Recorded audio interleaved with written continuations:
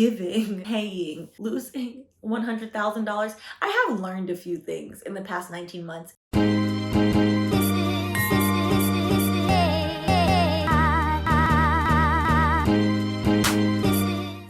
Welcome back to Wine and Chill. I'm Stephanie, and today I'm back with a very late student loan update. Today is my dreaded day. The day that for months I've been telling y'all I'm gonna be mad.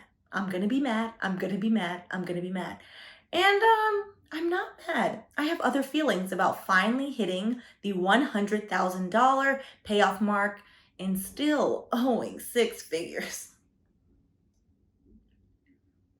I gave myself a very nice pour because we're gonna need it. All right, so before we get into what lessons I've learned in 19 months of student loan payoff, let's get into the numbers. All right, so in September, I paid $2,250. For a side note, for those of you that are new, all of my student loan payment videos are retroactive. I am on a student loan debt payoff journey. We'll get into that specifically in a second. I think either in the August or the July video, I decided that I wanted to finally rebuild my light, borderline non-existent emergency fund. So it is completed now. I'm excited. And instead of 6 months, I actually have 7 months. So I feel a lot better. I'll link the video below if you didn't catch it as to my reason why. The reason being, I was feeling, well, I've been paying $5,000-$6,000 a month towards these student loans. What happens if I have no job? I need, my emergency fund. So I feel better about that. Now for context, because today is going to be all about finding the silver lining, finding the learning moment, or just trying to keep my sanity, we are going to kind of go through a little bit of walk down memory lane. So my starting point for my student loans was $304,680.17 trifling cents. Now, that is a starting point 4 years after I ignored them. Yes, I have admitted my flaws. After I ducked and dodged, I was going to do that very dramatically, but child, my hair is... She's having her own day, so I feel like if I duck and dodge too fast, she will not fall back in place. So, yes, I used to duck and dodge Sally Mae. She used to call me from different numbers. Yes, I did block Sally Mae's number multiple times. Okay, I have admitted this. It's fine. When I finally got my act together, the interest had risen to $304,000. I borrowed actually $250,000, mostly for law school and a little bit of college. Okay, now how much do I have left? So I have left as of end of September. This is a very late video. They're supposed to come out the first week of the month. I have left in the beginning of October $212,790.56 trifling cents. So I'm bad at math. Y'all know this. However, my math is not that bad to know 304,000 and blah, blah, blah trifling cents minus 212,000 blah, blah, blah and trifling cents does not equal 100 grand. How did we arrive to $100,000? Because unbeknownst to me, that original number that I thought, okay, this includes all of the interest that has been added to me over 4 years post law school, the 3 years during law school.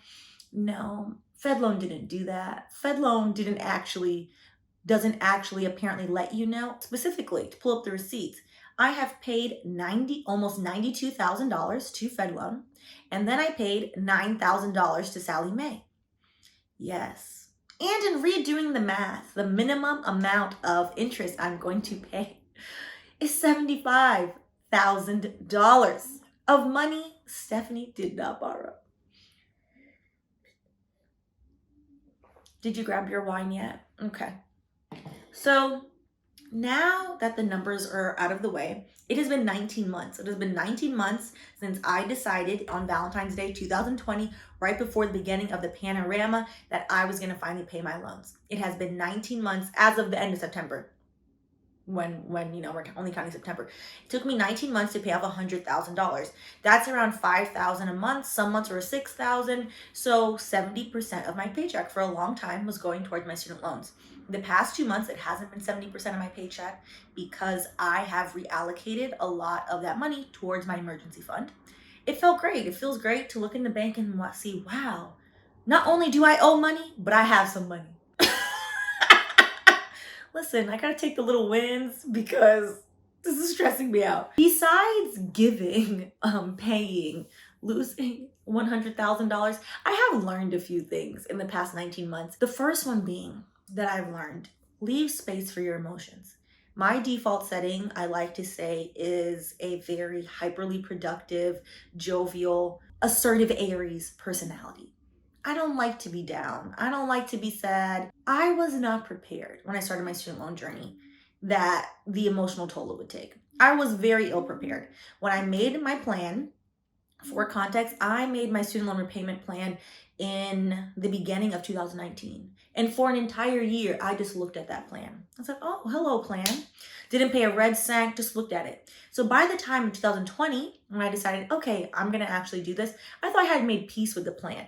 4-year repayment plan, 70% of my paycheck will go towards this. It's just 4 years, Stephanie. You graduate law school in 3 years. Like, what is 4 years? The time will fly by. College is 4 years. It was a great time. It will be just fine. Yeah, no. Y'all haven't seen it, but like borderline, I have cried. Lots over these student loans, over just paying them, over being miserable. I have had heightened anxiety. The idea, when people say ignorance is bliss, yeah, I would say it definitely applies towards any type of debt. Before I decided to actually know what my balance was, I literally ignored my student loans for 4 years, like I was saying, after I graduated law school. So I didn't know how much I owed. I knew like vaguely in the ballpark what I borrowed. The minute I logged into FedLoan and to Sally Mae and saw the number, I was a little nervous. Once you recognize how much you owe, you can't really unsee it. I think that's for the best. I feel like that motivates me every day. Like, hey, we got to get rid of this. We got to get rid of this. But I was not really prepared for the burden of knowing it would bring. So that's something I definitely realized. I think what was most interesting when I made the payment that was, okay, I hit $100,000 paid, was instead of being mad, which I thought it would be, I was like, I'm going to be mad. I'm going to be mad I had to pay $100,000 and like I'm still not out of the twos. Instead, it was like a feeling of sadness, a feeling of helplessness, a feeling of, dang, A, I've never seen $100,000. B, now that I've seen it and I know that I'm capable of managing $100,000, I'm capable of making $100,000. Yo, it kind of sucks that it went towards something that is very much intangible, that doesn't immediately give you any type of like, hey, accomplishment feeling. It was a little depressing. I'm not gonna lie. It was very depressing. To be honest, I don't think I'll feel happy about my student loans until I'm under 6 figures. Something about the idea of not owing 6 figures after this entire journey really, I think will feel good. I think I'll finally like crack a smile about them, to be honest. Which hopefully next year we get there. I would say you have to accept that your student loan journey, regardless of how disciplined you are, regardless of how you think you're gonna feel, is an emotional roller coaster. So give yourself some grace. If some days you just wanna cry about it, just go cry about it. You can leave me a comment if you want. You can send me a DM and be like, sis, I'm crying. I'll send you an e-hug. Because some days it's just gonna be rough. Some days you're just not gonna have it together. It's a lot, which is why I think why people ignore them. They don't wanna face the reality of, oh crap, what happened? The hardest part for me is because I like to be happy and I like to be jovial, was staying happy, which is a good segue into our sponsor. This video is sponsored by a previous sponsor, the Big Law Investor blog and website, so thank you to them. And they have a great article about how to stay happy while paying off debt. Yes, it is possible. It is possible. And honestly, what I really like about this is, I told y'all the last time they sponsored a video, I found their website way back when I refinanced my student loans, and even back in law school. I was very familiar with like, okay, this is what the website is. And then when I went to refinance my loan, I went back to the website and was like, okay, they have a step-by-step on how to refinance. And then I found this particular article about staying motivated. So they have so kindly updated the article for y'all. So there are 12 motivational tips on how to stay happy. I'm going to give you my top 3 that worked for me back then and have still continued to work for me. The first one, which is counterintuitive, to emotions is to remove your emotion, and remove your emotion by automating your payments. So this month and last month are the first months where my payments have not been automated, and it has been a little bit of a weird feeling because I have lessened my payments for my emergency fund. All of the other months, so 17 months out of my 19 months, my payments have been automated. Starting next month, I'll go back to automating them. It's so much easier. Even when I'm sad about it, I have no attachment to my actual paycheck, because 70% at one point we had it 65%, 65, 70% of my paycheck, automatically every check is going towards the student loans. By automating it, you don't have to sit there and then actually type in how much you're gonna pay, so you're less attached to it, first and foremost. The second thing that I definitely have implemented, and which is definitely counter to what a lot of alleged financial gurus say, and I 100% stand behind, is celebrate yourself and your student loan payoff journey along the way. Yes, I have bought myself things. Yes, I have budgeted for these earrings. Yes. They're from Black designer and stylist Zarina Akers. Aren't they cute? They are on sale at Macy's. Hello. So yes, I didn't even pay full price. A win-win. What is $25? If you budget it, it's fine. When you owe 6 figures, and it's going to take you multiple years to pay something off, you have to budget in some happy things for you.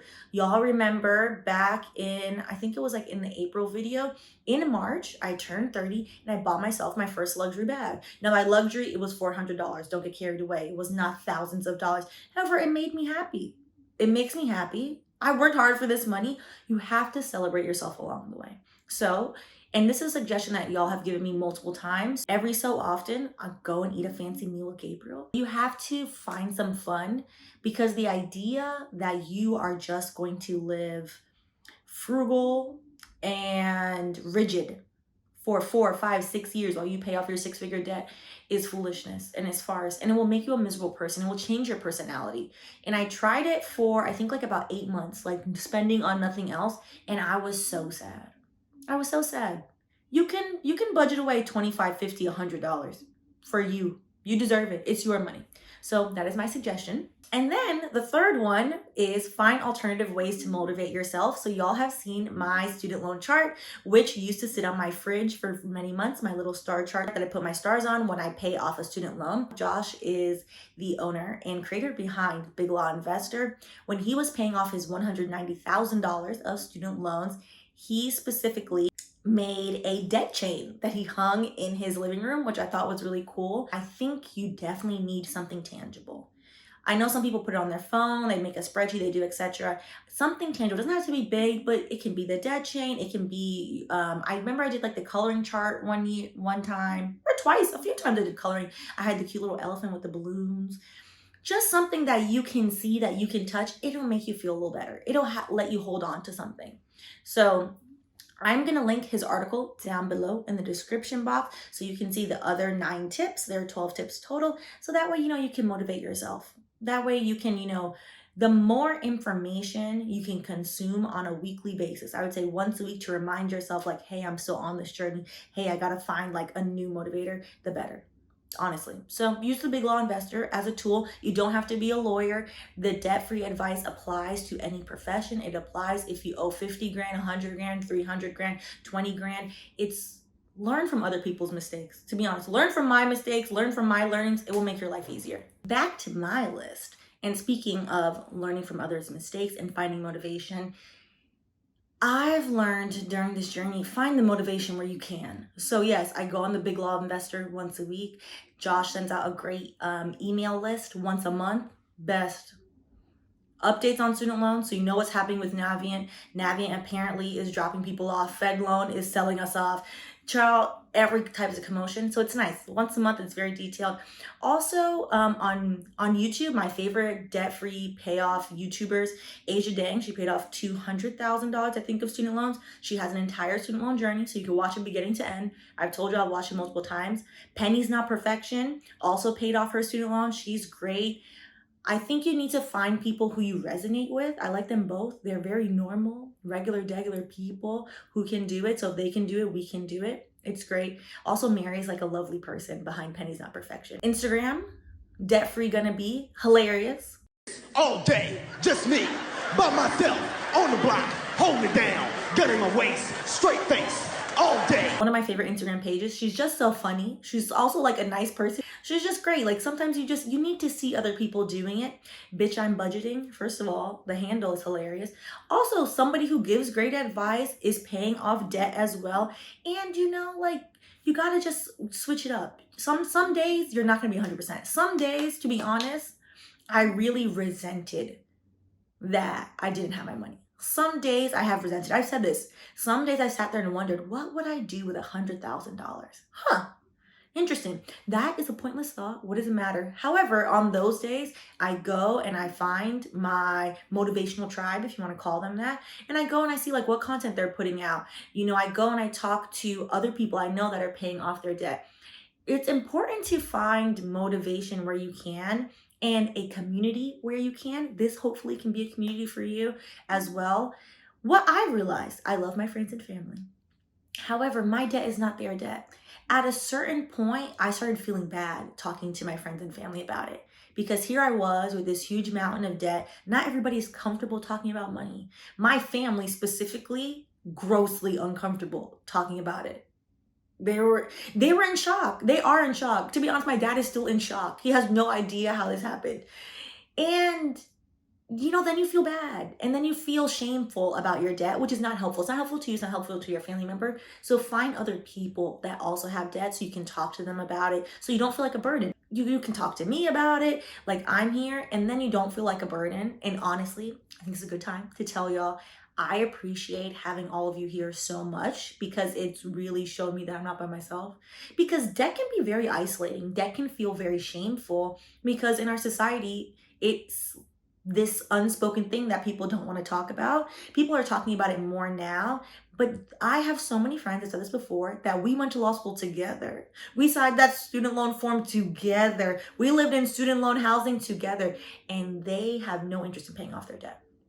So I know people in real life that are like, oh yeah, don't want to talk about it, which that's their prerogative, but it's not helpful for me to then try to talk them into it. What is helpful, I come on here, I can kiki with y'all, and I feel better about it. And I hope that I can be that for you and that you feel better and you guys have each other as well. Because community is so important to keep you on track. To just be like, hey, how are you feeling? Which is why I always try to ask, like, how are y'all feeling? Because yes, it's going to take long. If you're on the 6-figure train, we are on a long ride.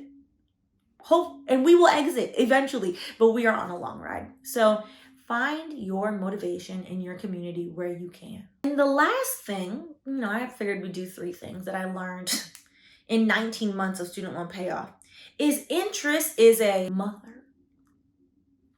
Now, back to the math of 304,000 minus 212,000 does not equal 100,000. Your interest, if you have graduate plus loans, which if you went to grad school, and most federal loans are daily compounding interest. No one ever explained that to me. I have a video. It's an old video, so don't say nothing about the quality of the video, the beginning of the channel, but I'll link it here where I actually sat there and did the math. And that's when I realized, like, oh, damn, we're getting screwed. We're getting screwed. If you have federal loans, the student loan interest pause has really helped. However, the amount of interest that I've racked up in 4 years, between 2016 and 2020 before the pause, $75,000. Like, that's insane. And because it's not 4 years.